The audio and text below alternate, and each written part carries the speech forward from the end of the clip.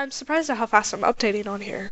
You would think with so much shit going on I wouldn't have any time to do something like tell random people what was going on in my life, but that was one of the only things I had. Time. I'm currently in the car with my sister. After the events at Taylor's and Alicia's, we decided to leave everything and everyone behind and only trust each other. We stayed at a hotel for a while, but as you can tell, we are no longer. I'll tell you why, but first I want to tell you what happened right after my last post. Taylor wouldn't stop asking questions. What's happening? Why are you so scared? Should I call the cops? Typical questions after telling him we need to get the fuck out of his house. I couldn't answer. I couldn't tell him.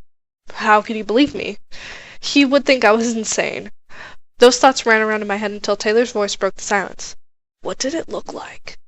Everyone in the McDonald's seemed to suddenly stop talking and freeze.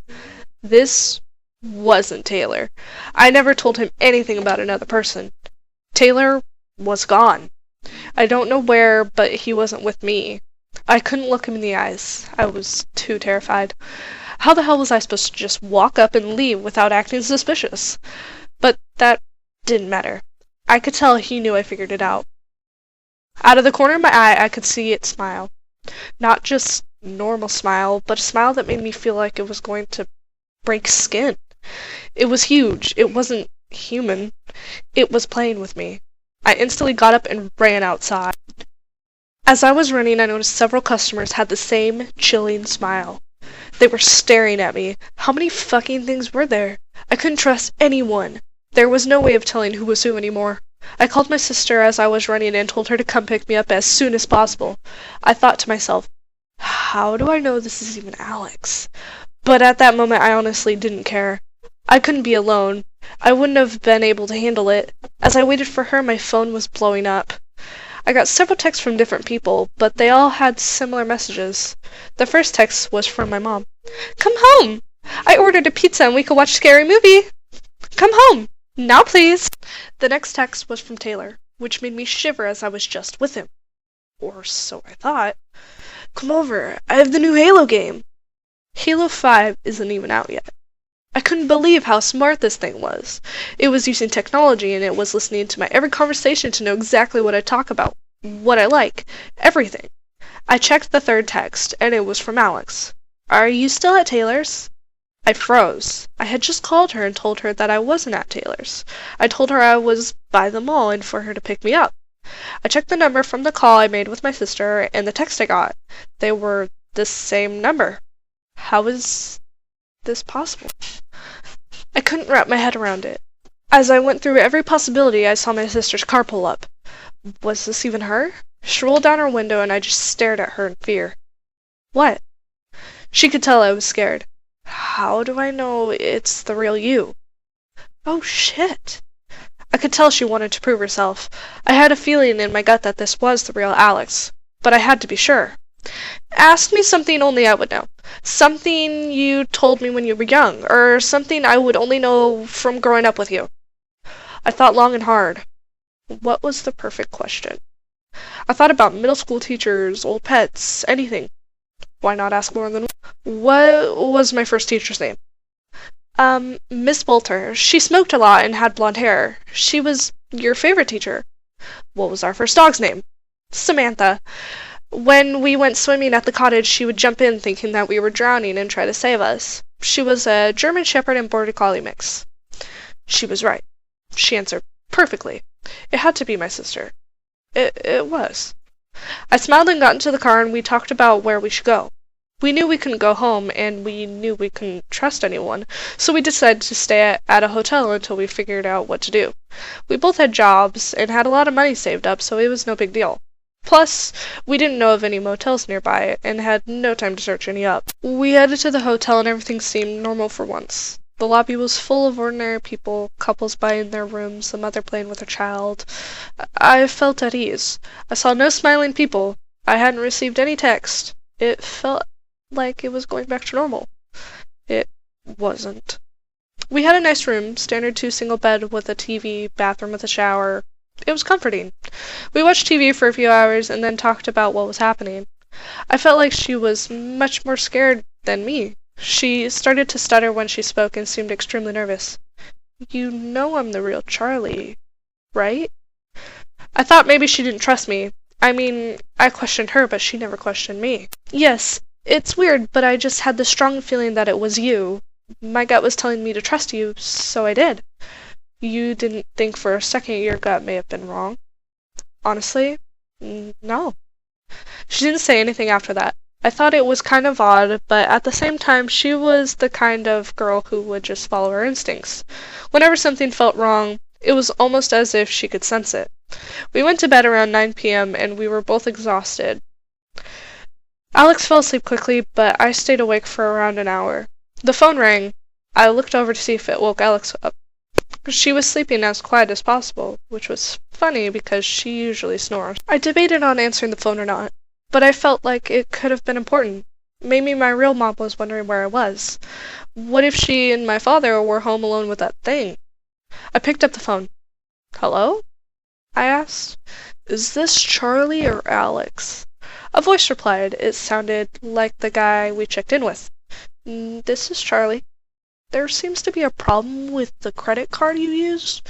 Do you mind coming down? Instant red flag. How could I tell if this was even the same guy? Could I come down tomorrow? I was asleep.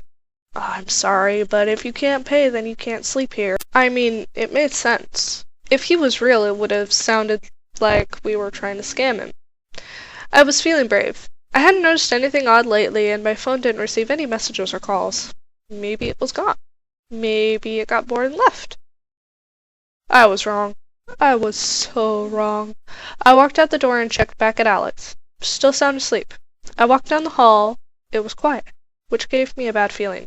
Surely I would have heard kids or something, but nothing. I decided to take the elevator as I felt the stairwell would have been a bad place to be. I entered and thankfully no one was in it. We were on floor 6, so I pressed lobby and down I went. It seemed slower than it should have been, almost as if I was on the top floor. Floor 5. The light started to dim, not flicker, but dim, as if something was slowly turning it down. I had a horrible feeling in my stomach. Floor 4. The air started to get musty, and I could taste it in my mouth. It tasted like aluminum and sweat.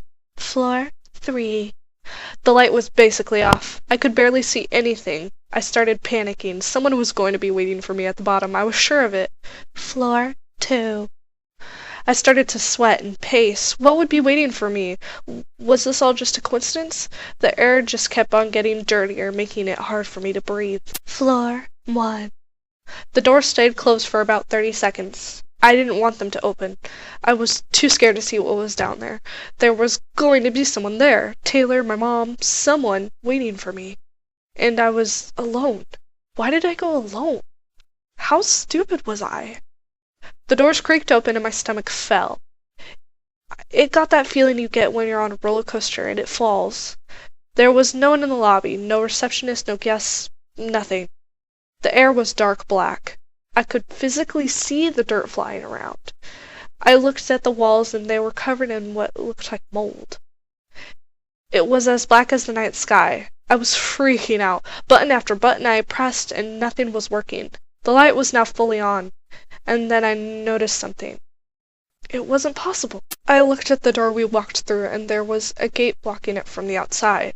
A big sign hung up in the window beside it, but I was inside so it was backwards. From a distance it was hard to read, but when I realized what it said, my knees nearly gave out. Closed for renovations. No. This wasn't possible.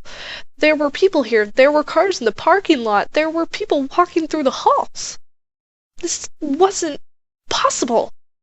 At that instant, I ran out of the elevator and into the stairwell. I didn't care how scared I was. I wasn't staying in the lobby by myself. I ran up the stairs 2 at a time. I tripped a couple of times, but I eventually made it. I opened the door to my floor, and all the lights were off. I pulled out my phone and opened my flashlight app.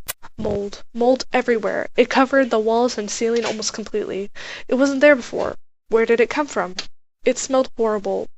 It smelled like death. I ran to my room and opened the door. The lights were on and my sister was sitting on her bed closest to the door, back towards me. My bed was in front of her and she was talking to someone. Alex? I called out. She turned around and she instantly started screaming. She jumped off her bed and ran towards me. As she got up, I noticed someone was sitting in front of her. But it wasn't just anybody, it was me. I was sitting in front of her. I didn't know what to do. I was frozen in fear. Alex grabbed me and we ran down the hall.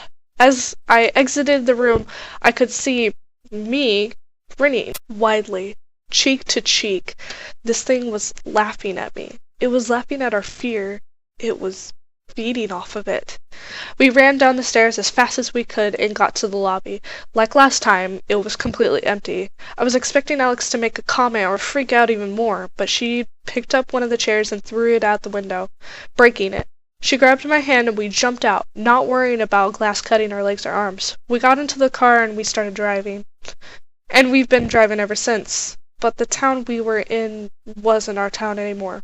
We could see people walking and driving by, but they all had the same smile on their face.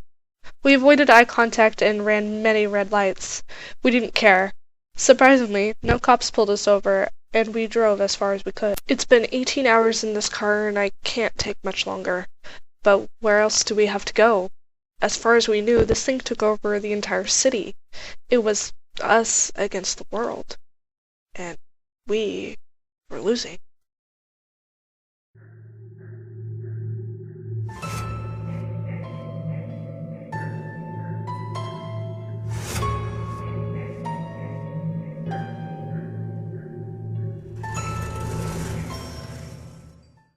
Hey, how's it going? My name is Zombie, and thank you so much for listening to that video. If you have any video suggestions or creepypastas you want read, make sure you leave those in the comments below. Send them to my Gmail, realzombie30@gmail.com, tag them to me on Twitter @realzombie3d, or even message me on Facebook. All links will be in the description. Make sure that you like and share with your friends, and subscribe for more videos just like this one and many more to come. Thank you again so very much for listening, and I hope you have a terrifying night.